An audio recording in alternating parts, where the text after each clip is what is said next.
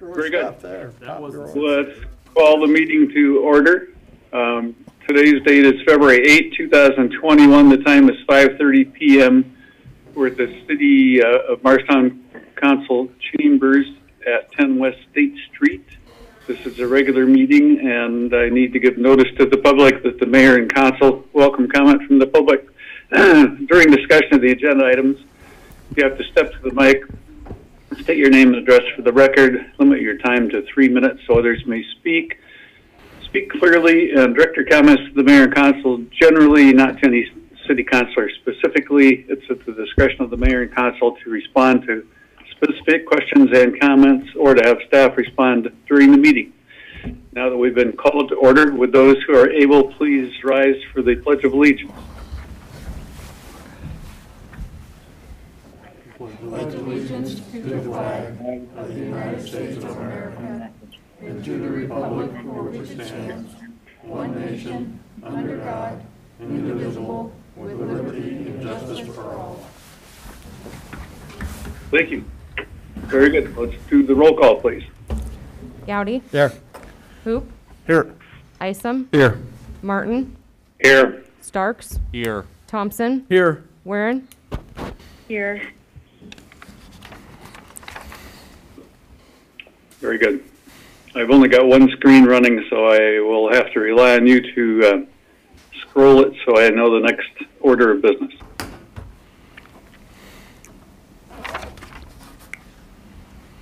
Okay, we're at that point where we invite mayor, council, and administrator comments.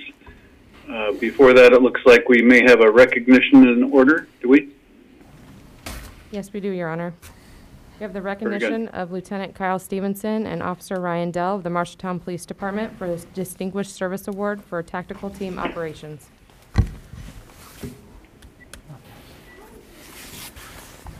Good evening, everybody. It's my honor and pleasure to serve you as your police chief, Michael Tupper, and I'm here tonight with Lieutenant Kyle Stevenson. I think I'm just going to bring him to every meeting and his family. And Officer Ryan Dell is here tonight. So, where do I start? Kyle and Ryan have both served on our tactical team for many years. Ryan, almost 13. Kyle, how many you got? About the same. I think it was you both got on the team about the same time. And they've both just done a phenomenal job in this responsibility. So we have a tactical team that serves the community, and it's a team made up of primarily Marshalltown police officers, although we do have one sheriff's deputy on the team right now. And it's a secondary job for them, okay? So Ryan and Kyle both work in patrol, and this is a secondary gig for them. But it's a big job. It's a time-consuming job. It requires a huge commitment, not just at-work commitment, but a personal commitment, because they have to maintain certain levels of physical fitness. And as we get older, it's harder to do that, right? I know it is for me. I mean, look at me. Okay, but Kyle and Ryan have both, for almost 13 years now, made sure that they maintain top physical condition. And I'm not talking for guys their age, because we've been asking them to maintain a physical fitness level for people in an age bracket of 20 to 29, okay? So that's tough when you get older. We ask them to maintain high levels of performance in their regular job, with firearms training, with defensive tactics training, a lot of other things.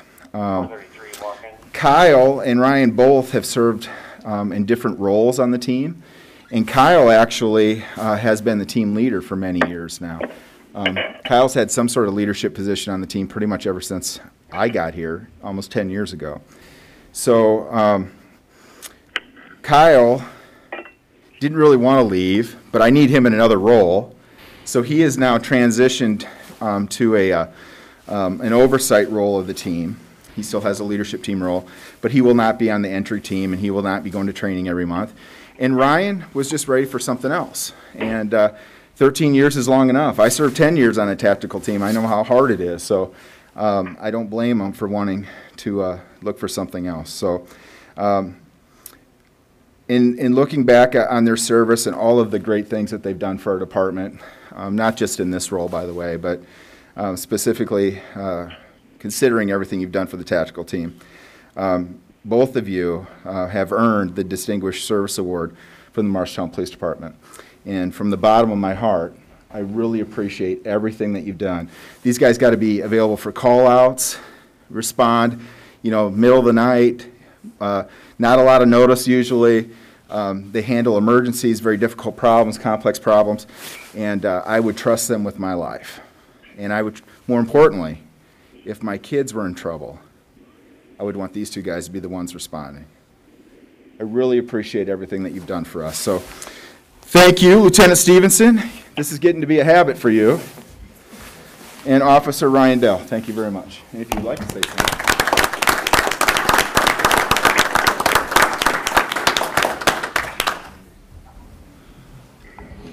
Thank you, gentlemen. That's a distinguished award in a distinguished police department.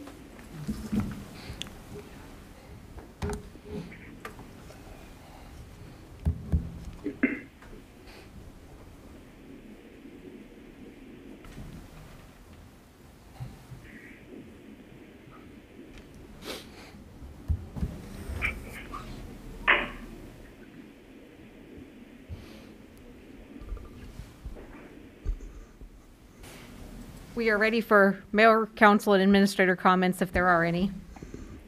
Thank you. Yeah, I assume there were probably some photographs being taken. I can only see me on the screen, which is kind of disappointing. At this time, would any of the council members or the city administrator wish to make any comments? I would this week if I could. You sure could. A shout out to Mr. Nickel and the way the streets have been cleaned during all this snow events. There's been a lot of positive comments as to how good they're doing. So I just wanted to relay that on. Thank you, Mr. Hoop. The mayor gets some of those comments too. I wish I'd thought to mention it myself. Anyone else like to speak? Your Honor, if I may. You may. Go ahead, Mr. Thompson. Just as much as Marshalltown needs police officers, like the two that were honored tonight, Marshalltown needs trees. So I'm going to put a little plug in for Trees Forever. I know it's not the time of year to plant trees, but I want people to be aware there's a little program going on through Trees Forever and Park and Rec. And I'm going to hold this up so the people here in the chambers can see it, but I know, Joel, you can't see it, but there's a little flag, a little banner that can be purchased in the Park and Rec offices for $10. It says Marshalltown Strong, has that image on it, and the proceeds go to Trees Forever. And I just want everyone to know that we need to replace a lot of trees after the tornado and after the derecho, and even back in my day when there was Dutch elm disease that took out a lot of trees. So just a little plug there for Park and Rec and Trees Forever. Thank you, Your Honor. Thanks, Mr. Thompson. To piggyback on that, for a long time we had in the chambers there one of those mock-up big checks from the class of 1969 representing all the money that they have raised, over $125,000 as I recall.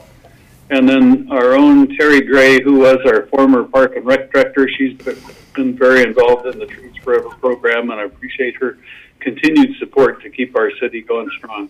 So thank you for that comment. Any other council comments?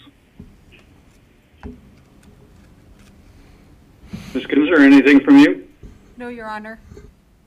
Well, let's see if anybody would like to approve the motion. Would anybody move to approve the consent agenda? So moved, Your Honor. Thank you. I'll second. Is there? Very good. Roll call. Starks? Yes. Thompson? Yes. Weirin? Yes. Gowdy? Yes. Hoop? Yes. Isom? Yes. Martin? Yes. Very good. When able, please read them.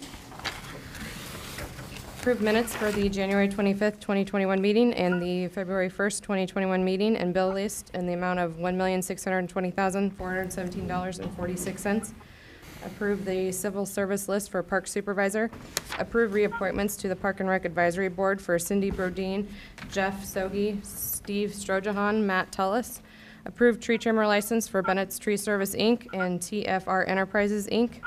Approve liquor license renewals for Rumors Sports Bar at 309 South 12th Avenue Place, Albertes La Salud, Inc. at 17 North 1st Street.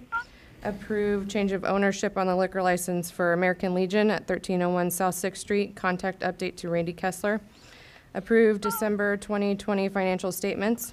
Resolution transferring funds from fiscal year 2021 through December 31st, 2020. Resolution approving applications for tax abatement and new construction industrial property tax exemptions within approved urban revitalization areas of the city of Marshalltown, Iowa. Resolution approving contract change order number 2 for grinding, hauling, and disposal of vegetative debris, an increase of $65,725.90. Resolution approving agreement for removal, transportation, and disposal of city sludge by and between the city of Marshalltown, Iowa, and Nutrijex Systems, Inc. Resolution approving for notice of hearing on proposed 2021 amendment to urban revitalization plan for urban revitalization area number 2. Resolution approving contract change orders number 64R through 69 for the Veterans Memorial Coliseum renovation project, an increase of $7,050.20. Resolution to set a date for a public hearing on a sewer revenue refunding loan agreement in a principal amount not to exceed $4,340,000. Resolution approving private placement engagement letter with Piper Sandler & Co. not to exceed $4,340,000 and approving the distribution of term sheet. Resolution approving contract change order number 2 for Thorpe Logging for the removal of dangerous limbs from terraced trees, an increase of $347,595. Very good. Thank you. Before going on to item G, motions, let me commend the people who volunteer to serve our committees and commissions, such as Park and Rec. We've had several different people step up for openings that have opened up lately, and we need people like that to step forward and do the work that they do, and especially the Park and Rec after the tornado and the derecho. It's not for the faint-hearted, it's for the people that really want to make our parks get back to better than ever, so I sure appreciate that. On to item G, just have one motion tonight. Madam Clerk, please tell us what that one is. Motion to approve beer garden at Riverview Park for the Blessing of the Bikes event on May 8th, 2021. Is there a motion to approve it? So moved, Your Honor. Second. Is there a second? Second, Your Honor. Thank you. I can't imagine this one's going to be controversial. If anybody in the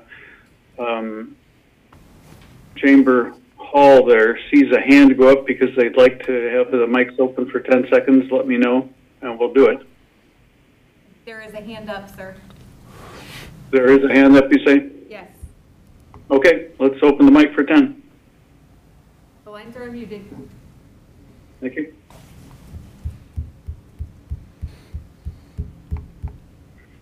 While we're counting down 10, I'll just go ahead and do that for the rest of the items tonight, assuming the same hands will go up. 10 seconds is up, though. Let's vote. Gowdy? Yes. Hoop? No. Isom? Yes. Martin?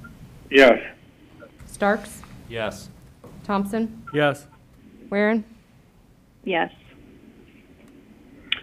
Very good. That one carried. On to item H, resolutions. Looks like we have 2 of those. Would you read the first one, please?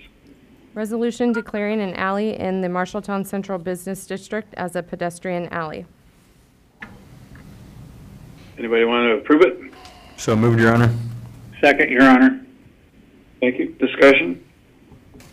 Yes, I'm bringing this action forward because we are moving much closer to the pickleball pocket park going out for bid, and that would be the alley that is in between the Coliseum and City Hall for the length from basically the State Street to the current east-west alley.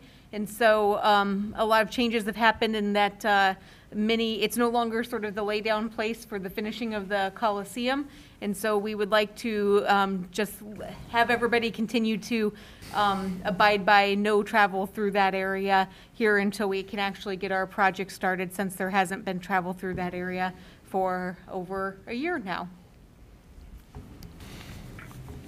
Any council comments or questions of staff or anyone else? Your Honor, Mr. Martin. I am just wondering out loud if that impacts delivery of materials and so on.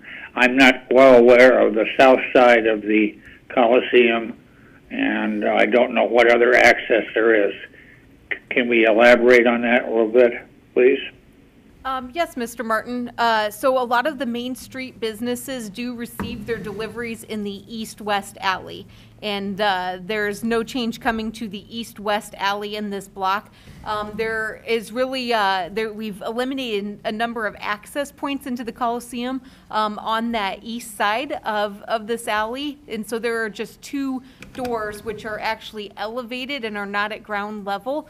The deliveries for the Coliseum will be taking place probably through the new entrance on the west side, because that's where an elevator is. And so we just don't see that the east side of the building really has much functional value for access into the building any longer.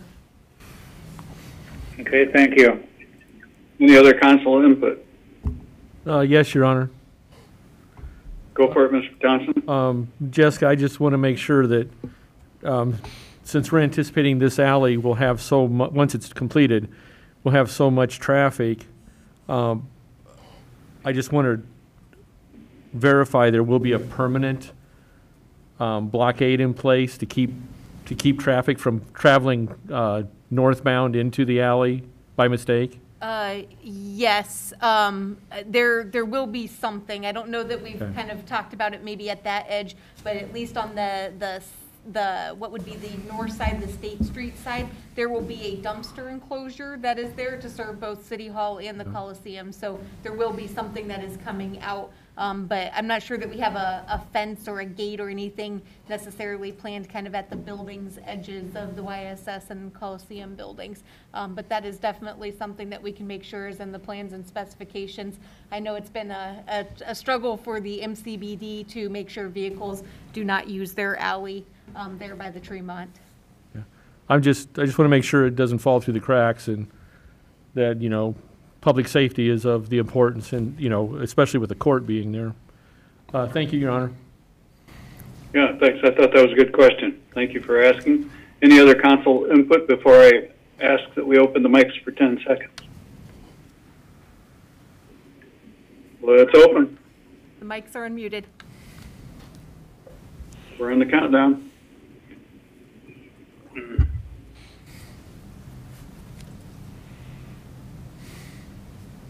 10 is up. Roll call. Martin? Yes. Starks? Yes. Thompson? Yes. Weirin? Yes. Gowdy? Yes. Hoop? Yes. Isom? Yes. Very good. That carried as well. Madam Clerk, when able, what's our next resolution? Public hearing and resolution approving plans, specifications, form of contract, and cost for the final clarifier rehabilitation project in the city of Marshalltown, Iowa, being project number WPC 20001. Okay, I will declare the public hearing is open at the time of 6:49 p.m. Did you receive as clerk any written comments? No, Your Honor. Are there any public comments? Open the mic for 10. Mics are open.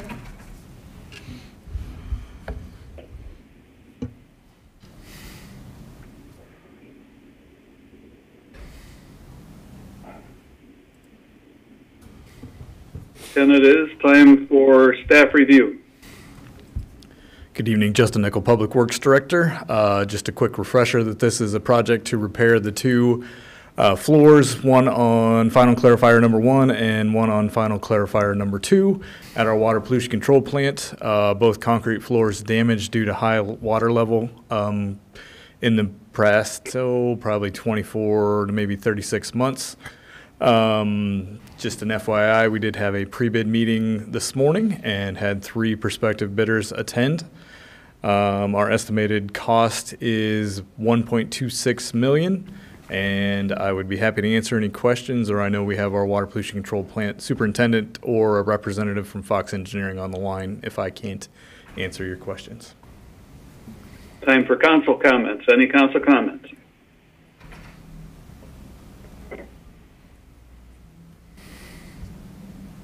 Your Hearing Honor. none, I declare. Your Oh, Honor. go ahead. Did I miss somebody? Gary, please. Hey, Justin, just Sure. for the record, you said the bids or the pre-conversation was 1.2 million. Just to clarify, what did we estimate for this? What is the estimate? That is the That's your engineer's estimate. estimate, yeah. Okay. 1.26. Okay. Fox Engineering's engineer's estimate. All right, thank you. Thank you. Any other council comments or questions? All right, I will declare the public hearing closed at the time. I'm sorry, I'm looking at a watch that's an hour difference, so it's your time actually 5:52 p.m. and the public hearing is closed. Should I be calling for a vote on this one, or I'm in a motion on this one to approve it? Yes, Your Honor. Okay. Anybody want to move to approve it? So moved, Your Honor. Thank you. And there's a second. Any further discussion? We've already had the discussion during the public hearing. Let's just go ahead and vote. Gowdy? Yes. Hoop? Yes. Isom? Yes. Martin? Yes. Starks? Yes. Thompson? Yes. Weirin? Yes.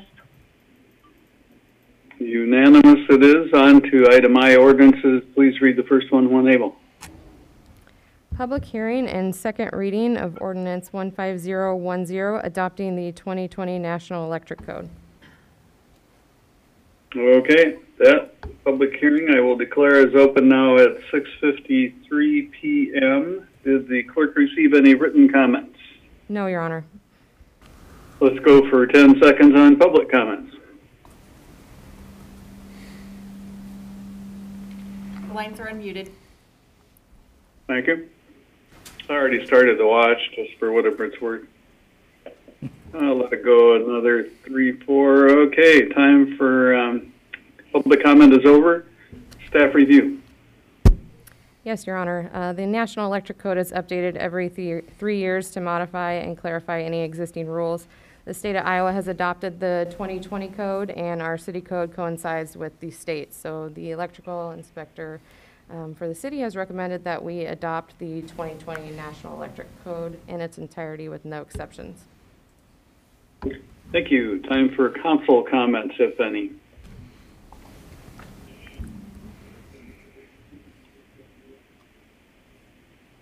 Hearing none, I will declare the public hearing is closed at 5:54 p.m. and entertain a motion to approve it. So moved, Your Honor. Thank you. Thank you.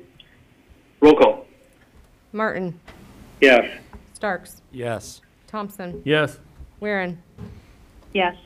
Gowdy? Yes. Hoop? Yes. Isom? Yes. Very good. When able, let's read the second and last. Ordinance 15012 to amend the Code of Ordinances, City of Marshalltown, Iowa, by amending Chapter 77 Parking Schedules, Schedule 8 Snow Routes. This is the first reading. Staff request a waiver of the second and third readings. I would entertain a motion that would both waive the second and third reading and adopt the ordinance in the first reading, if there is such a motion. I'd make that motion, Your Honor. Second. Thank you.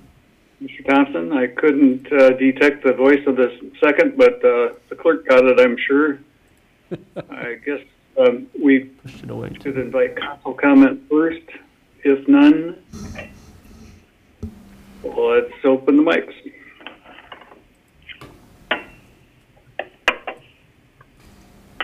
Mics are unmuted, Your Honor. Thank you.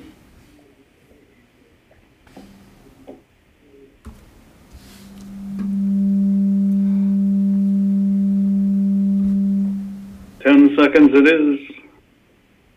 Roll call. Isom, Yes. Martin, Yes. Starks, Yes. Thompson, Yes. Weirin, Yes. Gowdy, Yes. Hoop, Yes. Very good. On to on to item J, discussion number 1, which is about blight remediation grant to Marshalltown Company. Yes, I'll take this one, Your Honor. So we had a development meeting this past week with Marshalltown Company, who is in the process of acquiring the Dunham Bush building located at 811 East Main Street. This has been a property which has been in disrepair since the tornado and has been one which the fire chief has been working with the owners on to try and ensure that fire codes were being followed. This is now one that is, like I said, is in the acquisition phase with the future of being demolished. Marshalltown Company is spending over $400,000 on the asbestos abatement and the demolition of, there's actually 3 buildings on that parcel in total. As we were talking through things, I recalled that we had, done blight remediation grants in the downtown area with some tax increment finance dollars that we had on hand, and looked at the fund balance for urban renewal area number 2, of which this is in. And there is a fund balance there of approximately $70,000. The 25% of the asbestos abatement and demolition costs is $109,242.75. And so I am recommending that we make an economic development grant for blight remediation of $70,000 from the TIF area number 2 fund balance and $39,242.75 to come from the council designated local option sales tax for Marshalltown Company's work to remove this blighted building from our community. Let's invite discussion from councilors first. Your Honor. Swearing. Stephanie, can you hear me? Yes. Okay, great. I think it sounds like a great project, and I would move it be included in a future agenda as a resolution. Thanks. Thank you. Other discussion? Your Honor, if I may ask City Administrator a question, please? You may. If the balance of that TIF area is $70,000 currently, could we delay the remaining payment to come out of that TIF area later?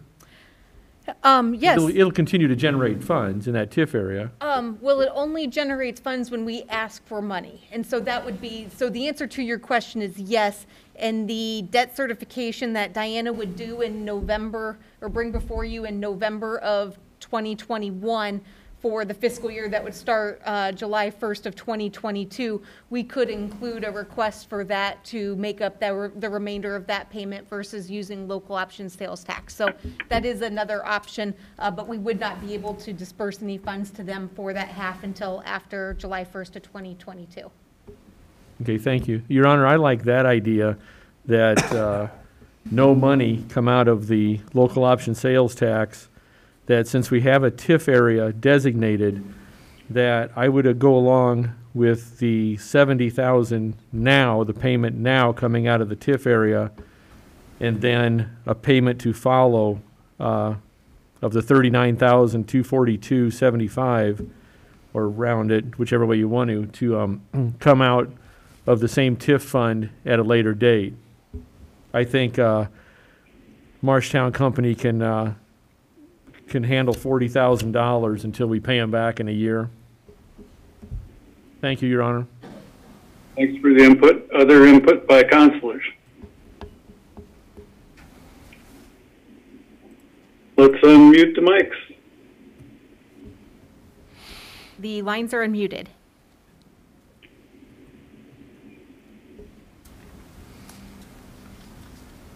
Ten-second count is up. I think staff has its direction, and because I'm the mayor, I get to sometimes talk last, which doesn't always happen in my household.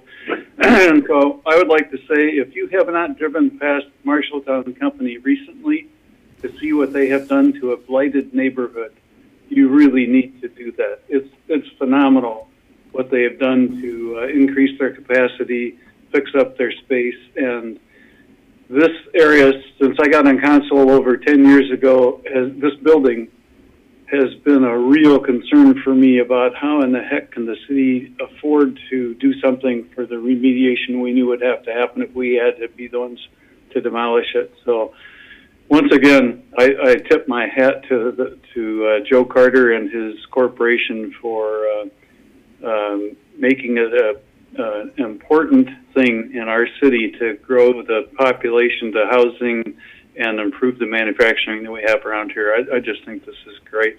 So let's proceed full speed ahead. Well, Your Honor, Your Honor, if I may, we need a little, I don't think we've come to a consensus on this. We've got two different options on the table right now. Good point. Let's call for a motion for one or the other.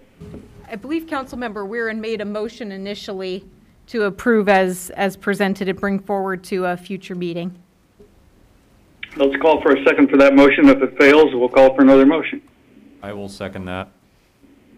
Thank you. Does anybody feel the need for further discussion?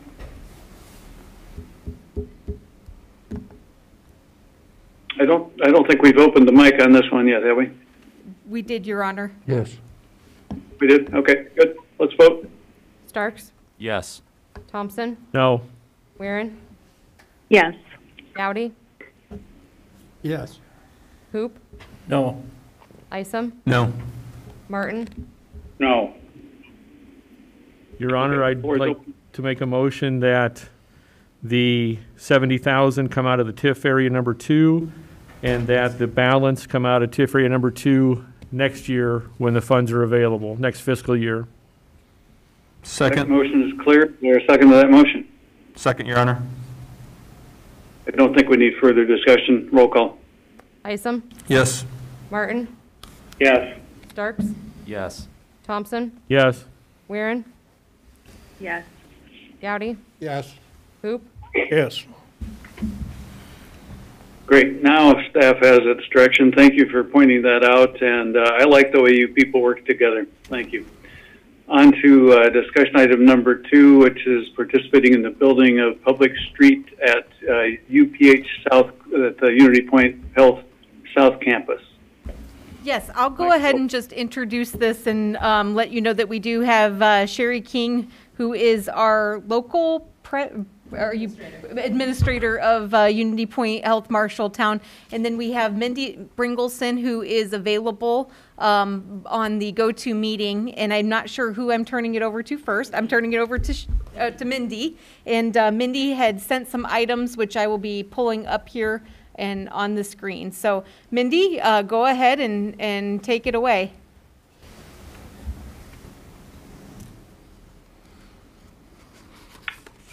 I think you're muted, Mindy.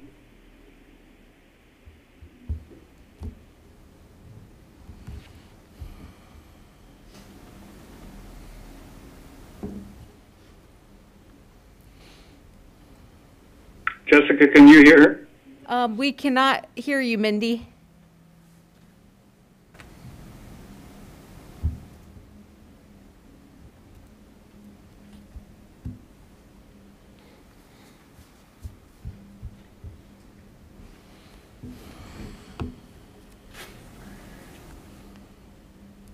Nope, we still don't have volume. I don't know if you're able to go to like the little sprocket that's up in the right-hand corner on your screen and check your audio there.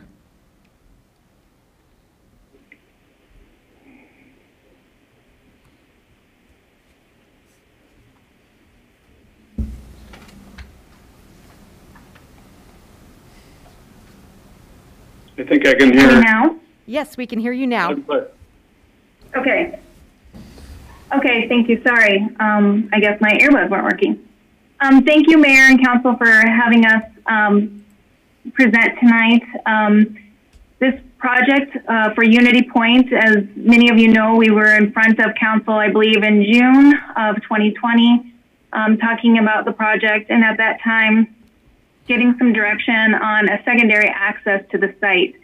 So Jessica has pulled up a screen or an image for you that's kind of a bigger picture. The north is up on this image, and Highway 30 is to the north of our site. You can kind of see how we're situated with the city limits outlined in pink, and then our site has a bold red outline. Currently, we have a city street that accesses the site to the north that's currently in place, that's kind of shown in that darker blue. And then what we're looking at and discussing today is to the south, and essentially building a portion of the right-of-way on the south side of the site that would go through the church there to the south and through the Unity Point site all the way to the west. And now, Jessica, if you want, you can switch to that other image that I sent. Thank you. So this is a closer look at what we're doing, and it's a little easier for me to talk from this image versus what you received in your council packets, because I can kind of call out the coloring here since it's hard for me to point to anything. So what we're looking at building with this, with the construction currently going on out there, is on the south side of secondary access. And so today what we're talking to you about is upgrading just an access drive into a city street. And so what we're asking from council is to consider participating in the funding for upgrading that from just an access drive through the New Hope Church site to a full-on city street. So that includes items such as purchasing the land. There's that, it's kind of highlighted, it's just because maybe if you could zoom in a little, I'm not sure if you're able to do that. But there on the south, there's kind of a hatched area that's just south of our bold red property line that would be included in purchase. And right now we're looking at keeping, or I shouldn't say, we're looking to keep the trees between the Allen residence and the New Hope Church site. That was something that both property owners were really wanting, and I think especially over the past few years, how we've seen so many trees go down in the area, I think trees have become a little more important lately, and so we would like to keep those. So that requires us to purchase additional right-of-way through there. We're also then showing the typical city sidewalk on each side. We would put in sanitary sewer to a point that's feasible, and we would actually connect to that with our project there for that EMS building that you see there to the south. And this would serve as the kind of the ambulance exiting out of the site for this project.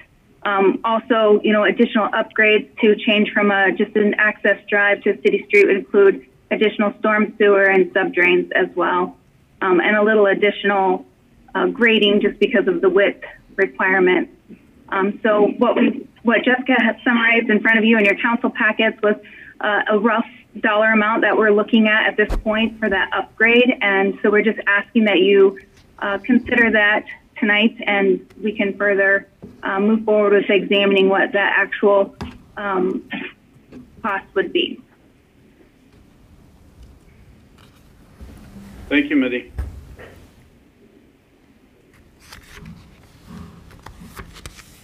Anyone else wish to speak for Unity Point, or should we open up the console mics? I'm here to answer questions. Sherry just advised Okay. she's there to answer questions if there are any. Any questions or comments by the consulars? Your Honor. Yes, sir. Jessica, just a point of clarification. I know that we were presented 3 options back in the June timeframe. Did we not give direction at that time based on this option? Was there, or is that just a discussion at that point? I guess I'm just trying to refresh my memory. Yes, so it was a discussion where there were 3 options that were presented, and the council's direction was to proceed with a public street option. And I believe that, and Mindy, correct me if I'm wrong, this is the best option that you have been able to come up with, working with adjacent property owners as well as Unity Point. Yes, that is correct. So this is just a reconfirmation of direction we had previously made from a council perspective? With more information, specifically the cost information. And so I think what I've included in my memo is that we'd really be looking for the council to basically say that you are willing to commit funding towards this project so that CGA and Unity Point Health and us as city staff have direction in moving forward and getting documents together to be able to make this happen. Okay.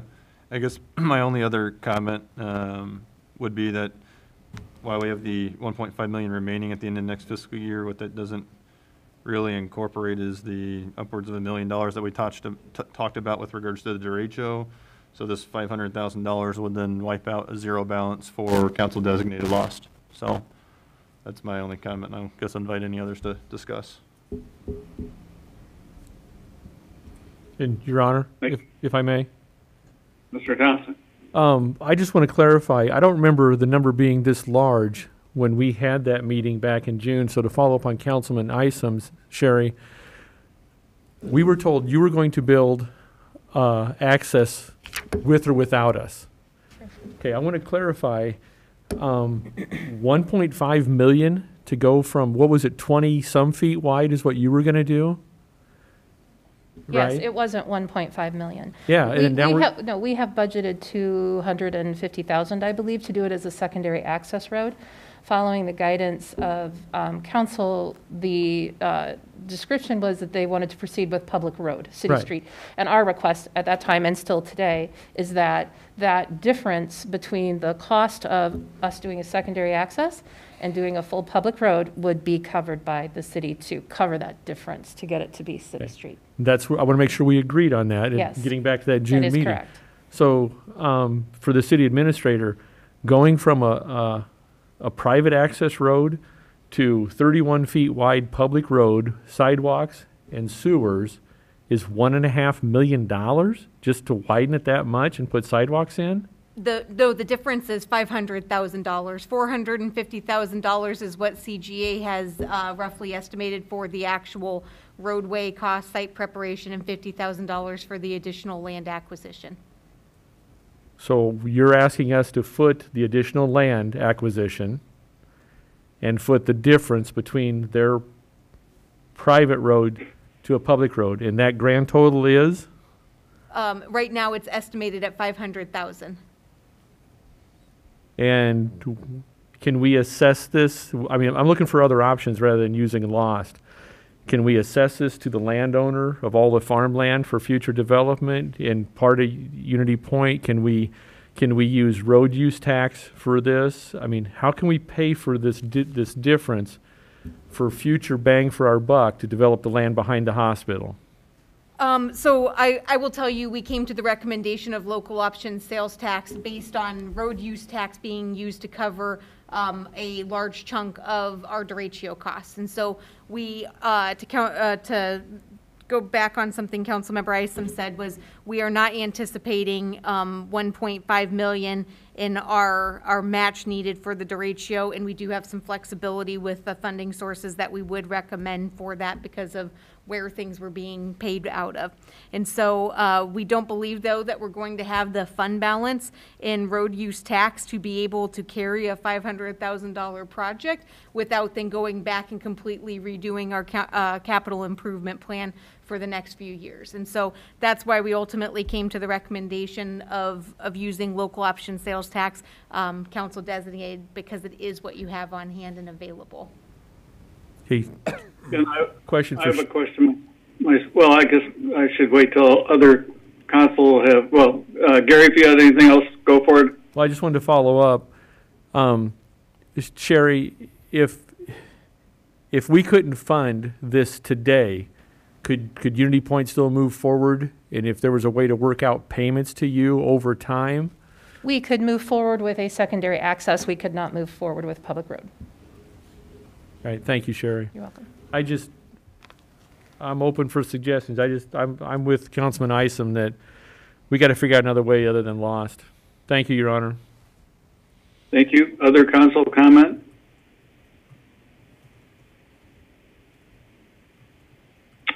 My question is, how much more advantageous is it to have a city street like this than simply an access road into the hospital in terms of future development in that area, whether by the other landowners that could sell and parcel out things or otherwise?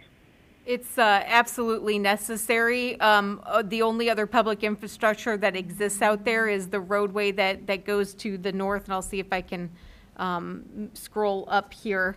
But that would basically be all we have, and there is really not a great alignment for that, and it's on some private property as well. So there's a lot of road that you would be building just to build a road that has basically access to some far off property, but is really just adjacent to existing, the hospital's existing drive and parking lots.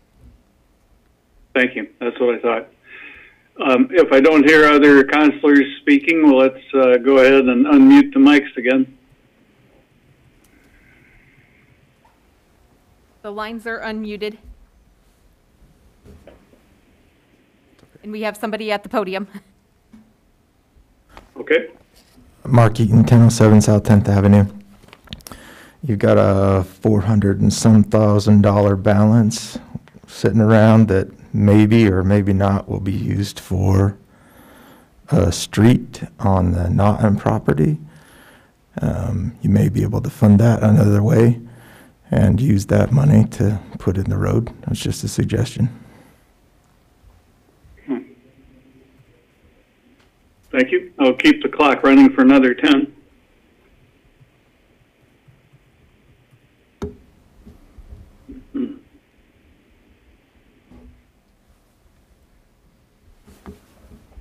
Okay.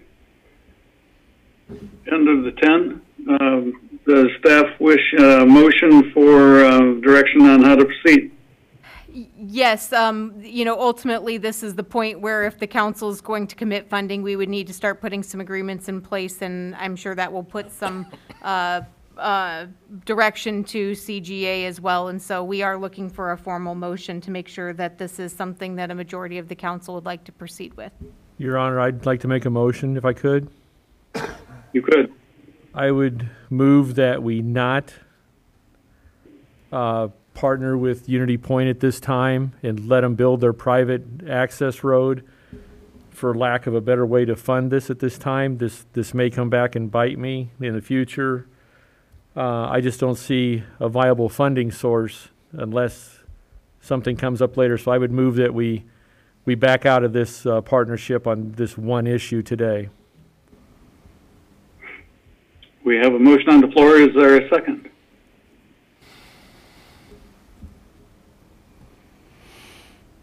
Second. Further discussion?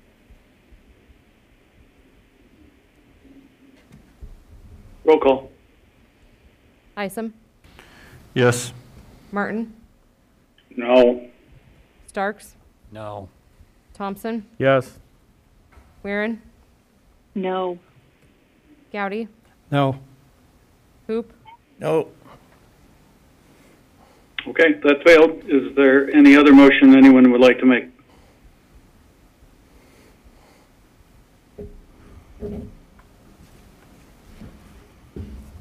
Your Honor, I would move that we move forward as outlined in the memo. Is there a second to that motion? Second, Your Honor. Thanks, Mr. Martin. We've had enough discussion. Let's roll call it. Martin, Yes. Starks, Yes. Thompson, No. Weirin, Yes. Gowdy, Yes. Hoop, Yes. Isom, No. Very good. That one did carry, and so staff has its direction, and I get to pontificate a little bit about what significant investment this is going to be in our medical community in this town. I'm happy that the city will be able to help do whatever it can to have this come to fruition. The sooner the better. Okay, let's go on to the next discussion item, which looks like the four-year 2022 budget.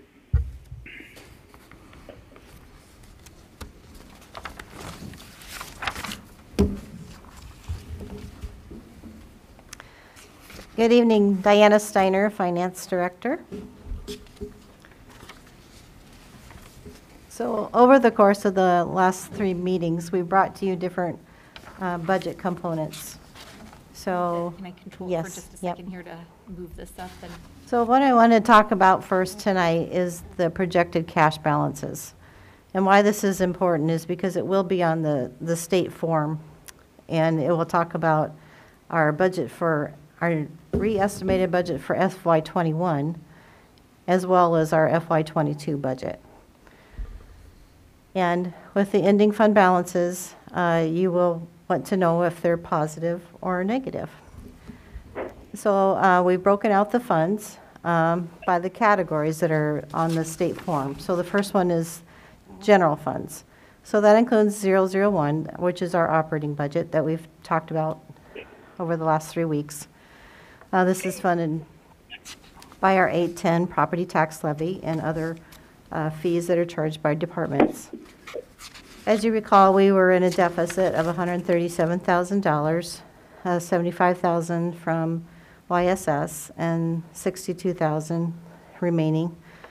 And you opted at the last meeting to go ahead and cover it through fund balance. So here's your fund balance at the end of the fiscal year last year, $2.1 million. We're having a surplus estimated for FY21, which leaves 2.5 at the end of this fiscal year, and then $137,000 deficit next year, which leaves you at 2.4. Then the next item is the cash flow reserve fund. So you opted to contribute lost money, council designated, to increase that. So it's 16% of our general fund 001 expenses for FY22. So that brings that to $2.6 million at the end of FY22. Again, you cannot spend this money without a public hearing. The next item is the capital reserve fund. So this is Fund 030. You remember when we were bringing our capital improvement plan, we were talking about the different departments and what they needed. A lot of that comes out of here. So the net activity is 0, and this is funded through the levy for 67.5 cents per thousand. And it comes in down here at Fund 300. Oops. Sorry. Should have worn my glasses. I'm not sure why it's oh. doing that screen over there, so I can't really Okay, increase the that's size. fine. Okay, so Fund 300, that's where the property tax levy comes in. And then as we spend it in Fund 030 and 032, then we transfer the money. So that's why those end in 0. So there is activity in there, but it ends in 0 for the end of the fiscal year. Fund 031, the capital reserve building maintenance. These are expenses that we're expecting to spend for the generator for the library, some city hall windows, and some other expenses in the Carnegie building. The sale of the sale of the fire station for FY21 brought some more revenues in, so we're just spending that money down, $131,000. So the general fund for all these funds together will end in about $5.2 million at the end of FY22, based on our plan that we have today. So road use tax and employee benefit fund and police and fire retirement the emergency fund, and local option sales tax. We've already covered those in prior meetings, so I wasn't going to cover those tonight unless any of you have any questions. But you can see the ending fund balance at the end of FY22. So we'll talk about TIF. So as you recall, we certified debt in November for the next upcoming fiscal year, and it's broken out by the different urban renewal areas. So those are expenses and revenue that you've already approved through that process. Funds, sorry, I gotta use my paper because I can see better. Fund 126, the TIF LMI, that's the low to moderate income housing. So whenever we get money from urban renewal area number 5, which really isn't active right now, a percentage of that goes to low to moderate income, which the city then can spend on any item for that purpose. Fund 130. Normally, these are just our insurance claims, so if we do damage, we pay it out of this account. If somebody else does damage to city property, that runs through there. And for fiscal year 21, we're also running the derecho insurance expenses through this fund as well. So when we get to the detail, you'll see it's a pretty hefty amount. Moving on, a lot of these next ones are either grants or donation funds. So the grants, they could go negative because we get reimbursed. You have to spend the money and then request reimbursement, so that's why they set a negative. Of course, the donation funds would be positive.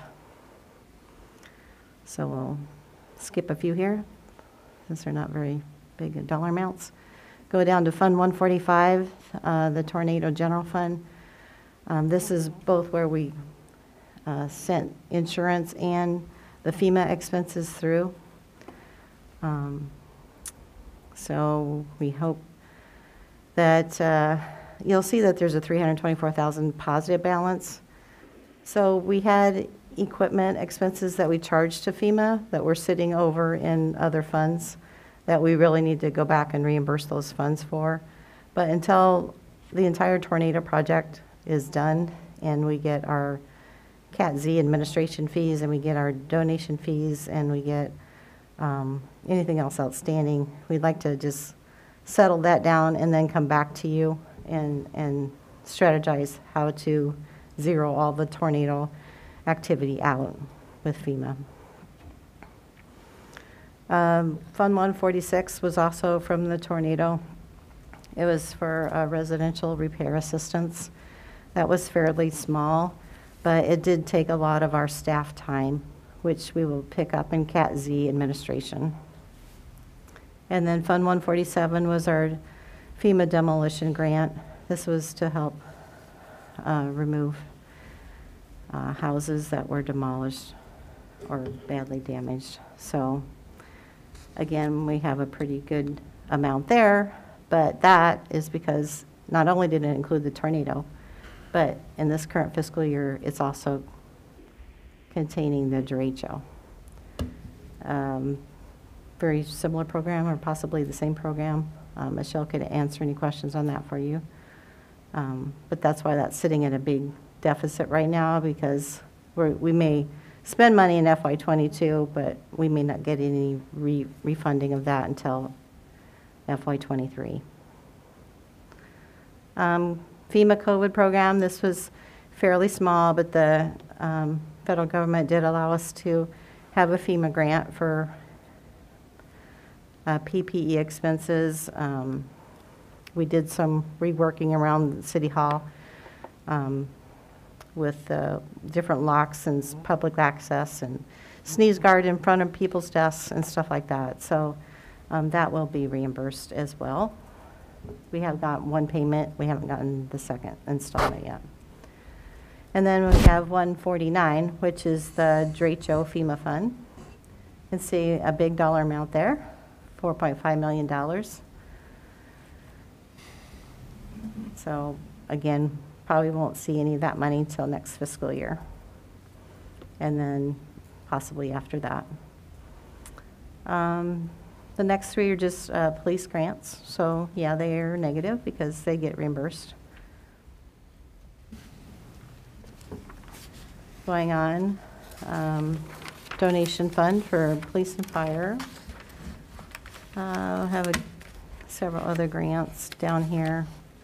Let's skip down to the voucher program, Fund 184. So this is the Section 8 housing. HUD does advance us money on this one. But on the lead grant, the very next one, they do not. So we ask for reimbursement. So that's why that one's negative. So all of these that start with a fund with a 1 XX, are all special revenue funds. And so when you see, again, when you see the Department of Management state form that we submit our budget on, you'll see a column for special revenues and a column for debt and a column for capitals and a column for enterprise. And that's how it all gets laid out. And then you have many rows. So this is what I work off of too when we're putting those forms together. So we can talk a little bit about the detail of these.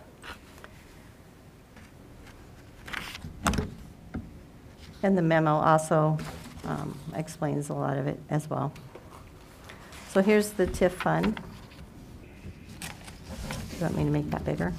Can I try something real Yeah. quick? I'm just not sure why it's doing that side view. There we go. So our accounting software does allow us to put notes in it. So I thought it would be helpful for you to see with the different urban renewal areas what we're requesting for FY22. So this is what you certified back in November. So the total is $916,000 of new TIF revenue. Got a little bit of interest, and then our expenses. So we have the TIF development agreements, and I spelled those out. And then the transfers for the facade grant, they get paid out of the general fund, and then we transfer the money from Fund 125 to 100. Same for the chamber and MCBD.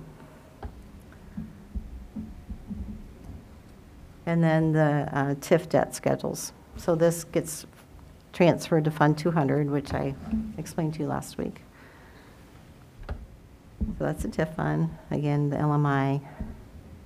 That's the percentage that the city gets to keep.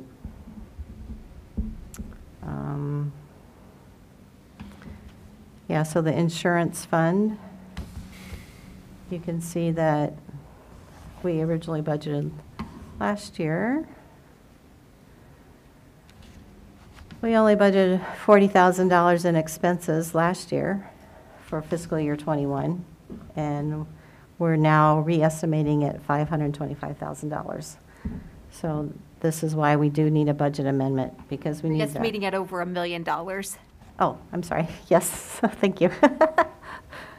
We've already spent $525,000 through December, and we're expecting $1 million of expenditures. So this is why we need a budget amendment for this fiscal year, so we have the authority to spend that.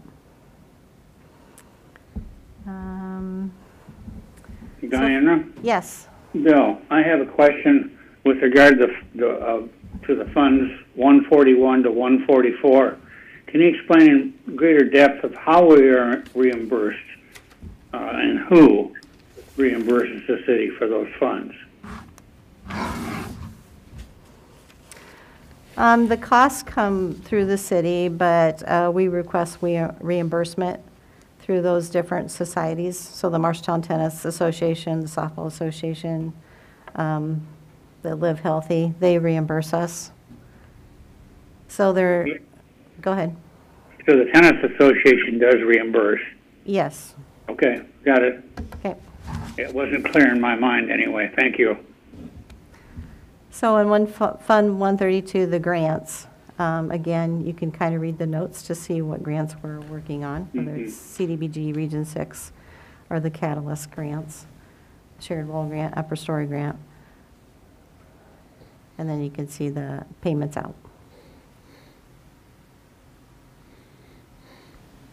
So this is the same format that I've showed you our reports out of our accounting system before. So do you have any questions on the special activity? If not, we'll go on to the capital funds. Your Honor, if I may, Diana? Sure. I do have a question. You made a comment on the Tornado General 145. Yeah. That 324,000 is just basically a bookmark, a holding. You said you have that money in other funds that need to be applied. We were transferring money from, like, lost. You know, we had 120,000 budgeted for this current fiscal year. Maybe we don't need that, so then we'll return it, or we won't use it all. You know, we'll transfer what we need, but if we don't need it, we won't transfer it out of lost. So we just need to kind of let everything settle and then figure out what we do need transferred in from whatever places. So today, your gut feeling, when everything does settle, are we in trouble there, or are we going to come out okay? No, we're not in trouble. That's a positive number. I understand, but you said there's other things out there that... Well, there's more revenue to receive. There is more revenue than there is debt. Right. Okay. Just want to make sure. I mean, we're still finishing the street. Streets to, from the tornado. To give kind of a better update is, you know, the street project has finished out and we're now in the process of providing all documentation. So there's a minimal reimbursement for that. Diana had mentioned that we still need to be reimbursed for part of our donated resources as well. That's another area. And then the management costs are something that will finalize once all these other projects have finalized. So we believe we'll have a much better idea of where we're at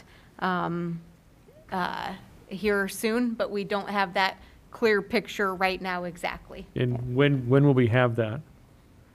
Hopefully by June 30th. Okay. So if I shouldn't be worried about the 324 positive, should I be worried about 149, the $4.5 million?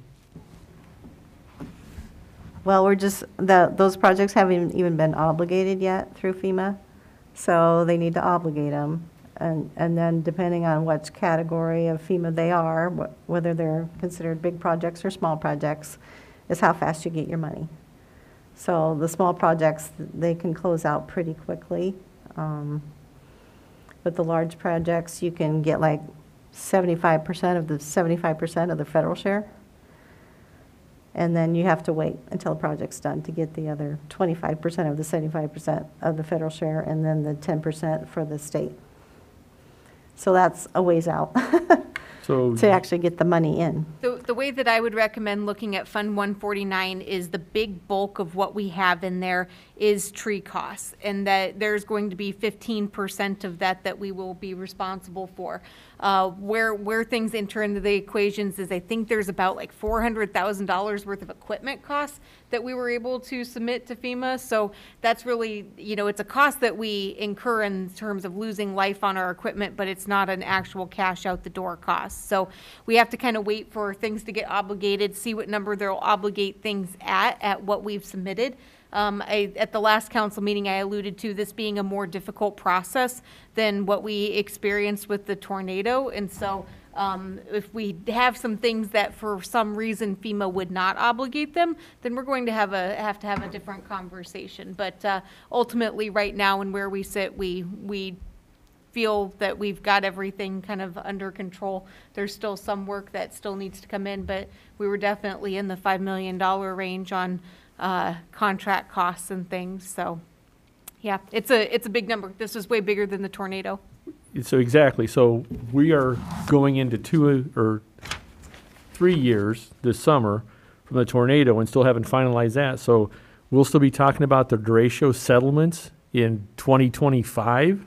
No, 2020. I mean, this is only going out to 2022. I know, but There'll I'm still just be revenue saying, coming in your 23. gut feeling this was a lot worse. Yeah, So I would say, you know, if FEMA obligates, you know, the amount of street funding that we have requested for damage that was done, you know, by equipment being on city streets and that they typically wouldn't be in the derecho, then it'll be the same thing. Yeah, we'll be talking about this for years because that's a project. If FEMA obligates that now, today, engineering has to do all the planning and designing and get something out to bid. We're not expecting FEMA to obligate something for us on that. That would be anywhere sort of near a time frame where we'll be able to get something out to bid and constructed in calendar year 2021. So there you're looking at things continuing on. So different categories of things, but yeah, easily if we get obligated funding for street projects, then we'll still be talking about this in 2025 and potentially beyond because of the amount. And that's the only point I wanted to bring up. I want the public to be aware that this FEMA settlement and the final cost, we're years out from all this. Years.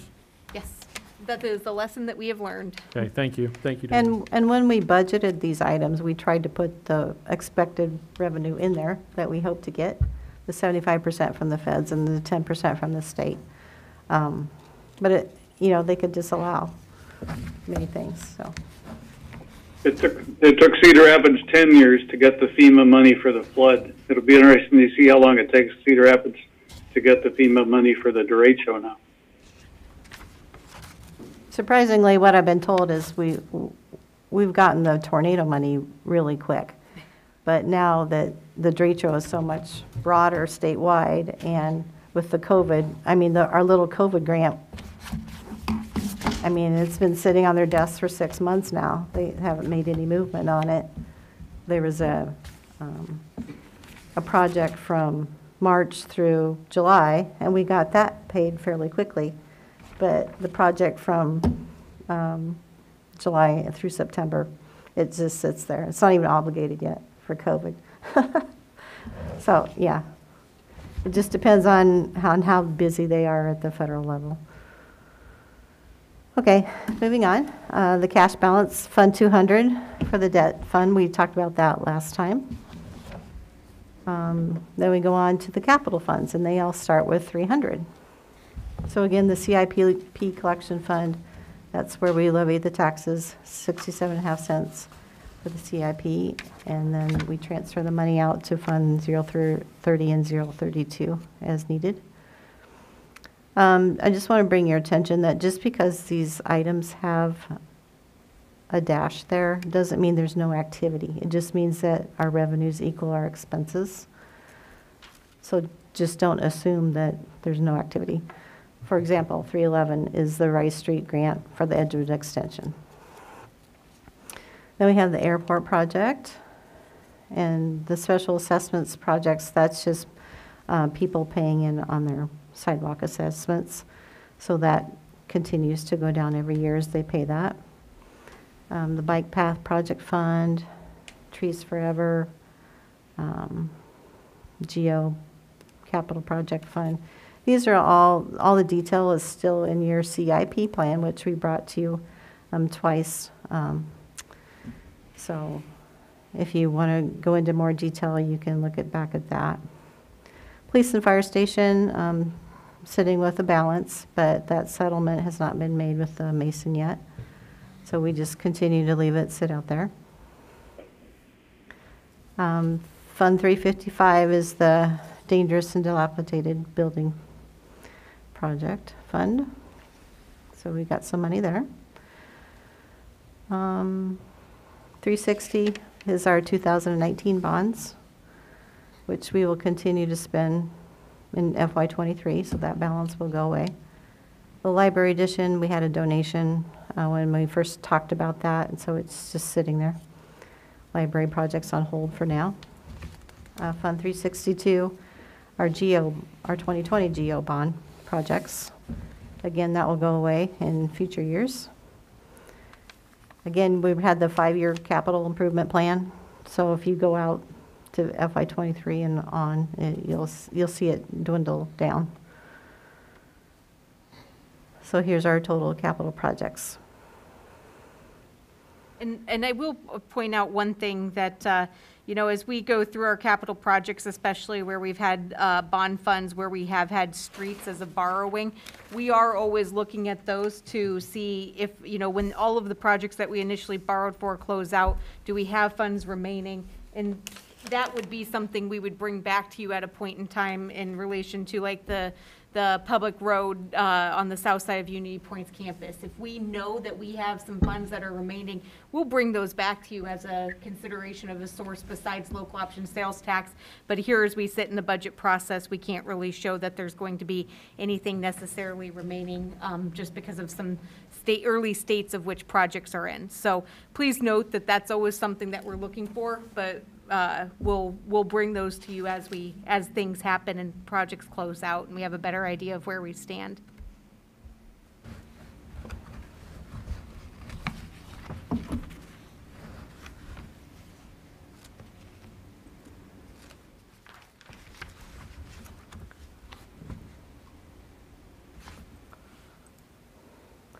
So I just want to bring your attention to one item because I noticed it today when I was looking through this. Let me get to it.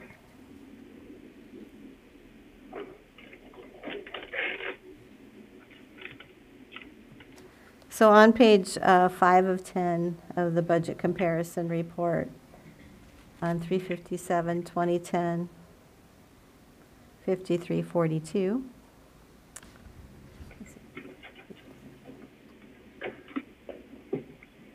This amount here, 129,100, it is what was in the CIP, but it just needs to go down to this line because that's where the expense is sitting.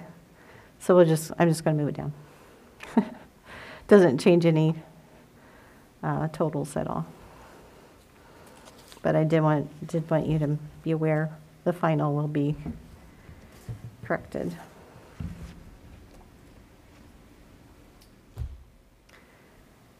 And then in Fund 362,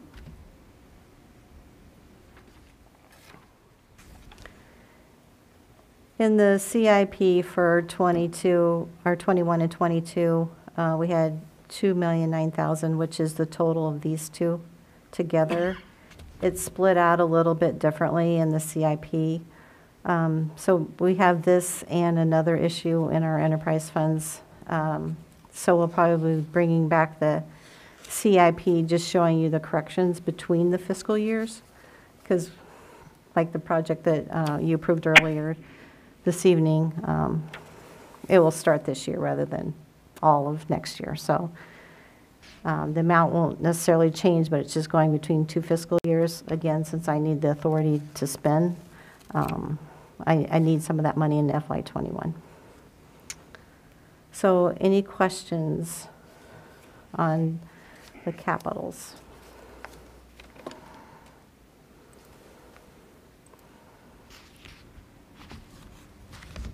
If not, we'll go to the enterprise funds.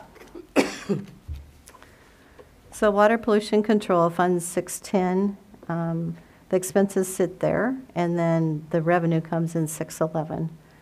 So then whatever we need to transfer to make it zero, we do.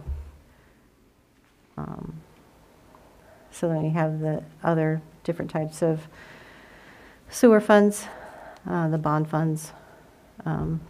There's still some tornado that we need to clear at some point in Fund 618. Transit we talked about last week.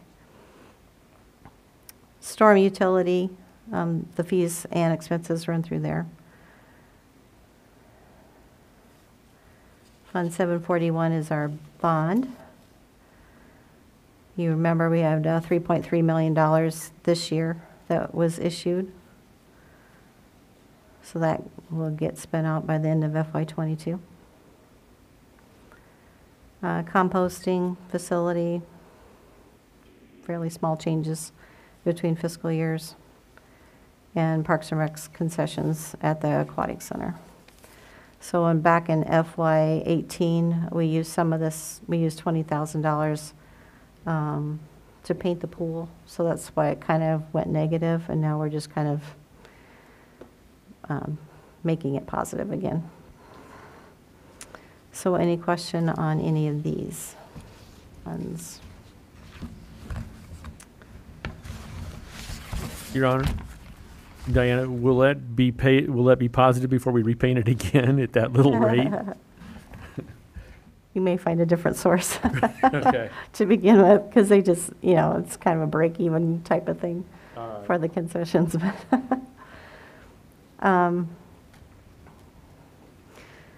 So on the state report, in addition to all these, we will add the Marshalltown Waterworks. They are on our budget report and they're on our annual financial report. So we will add them in before I bring it back to you next time. Their budget's going to their board next week, I believe, so that'll give me a chance to get their final numbers.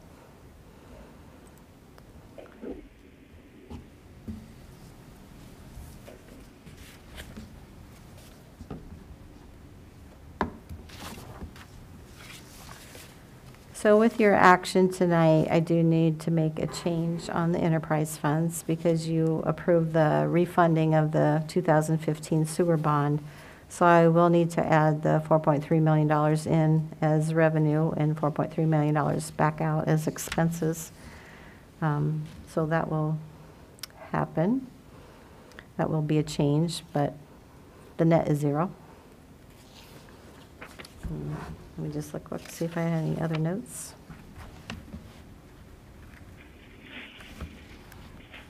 So on page 3, under 610. I can zoom in a Okay. little bit more, I think. Okay.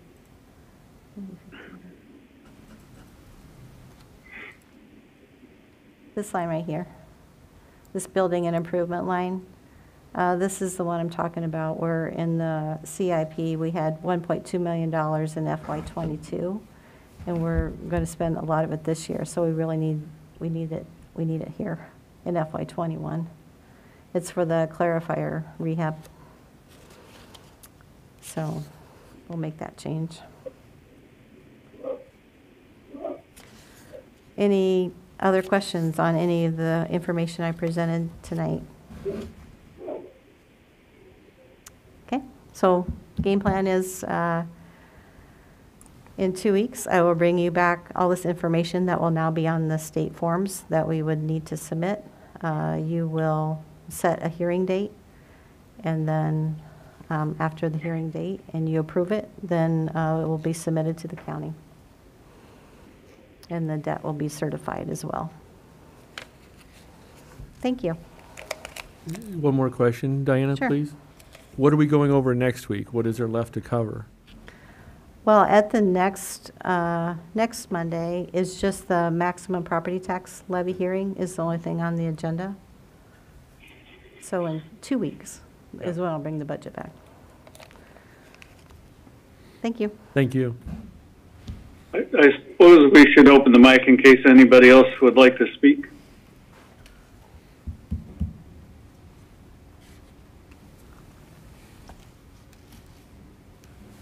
The lines are unmuted, Your Honor. Thank you. While we're waiting, thank you, Diana, for all of your good work continuing as it does. We could not do this stuff without you. 10 seconds are up. Okay. We now go to the public comment area, and I have to read another advisory. Members of the public may make comments on any item not on the agenda during this time. The speaker shall approach the mic, state name and address, limit comments to 3 minutes unless longer is authorized by the mayor. Direct your comments to the mayor and council as a whole. The mayor and councilors shall not engage in discussion or debate on items raised at this time, and no action may be taken on these items in order to comply with the open meetings laws. The microphones are open both in the chamber and on the telephone and the computer. Mark Eaton, 1007 South 10th Avenue. Maybe the council could consider implementing a 10-year commercial tax abatement so that we don't have to keep playing in the TIF pot for these special tax abatements, since we got a lot of commercial development to do downtown and other places. Thank you.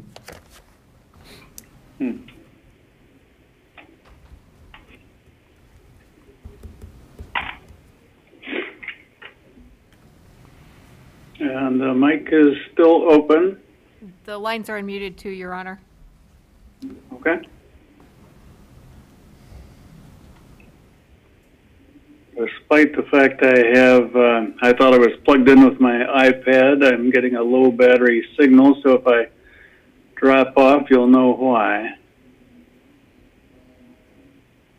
But I think that is sufficient time to get other comments, so now let's entertain going into a closed session under section 21.5, paragraph 1J of the Code of Iowa to discuss the purchase or sale of real estate only where premature disclosure could reasonably